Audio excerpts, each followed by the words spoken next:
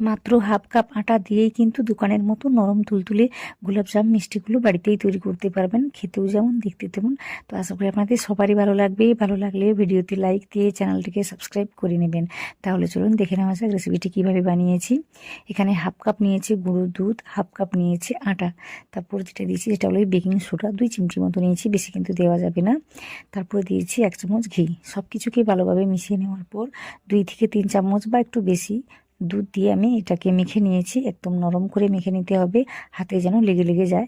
5 মিনিটের জন্য রেখে দিয়েছিলাম ঢেকে। তারপর হাতের মধ্যে একটু ঘি লাগিয়ে এভাবে গোলাগুলোকে তৈরি করে নেওয়ার পর, তেলটা কিন্তু বেশি গরম হয়নি, আপনারা দেখতেই পাচ্ছেন। এইভাবে দিয়ে মোটামুটি সবসময় যেন নাড়িয়ে চাড়িয়ে সুন্দর করে লাল করে ভেজে নিয়েছি, বলতে ব্রাউন কালার করে। এইদিকে 1.5 কাপ চিনি 2 কাপ জল দিয়ে 5 মিনিট ফুটিয়ে নেওয়ার পর এগুলোকে দিয়ে আমি 2 মিনিটের জন্য সেদ্ধ করে নিয়েছিলাম। তারপর ঢাকা দিয়ে রেখে দিয়েছিলাম 3 ঘন্টার জন্য। তারপর দেখুন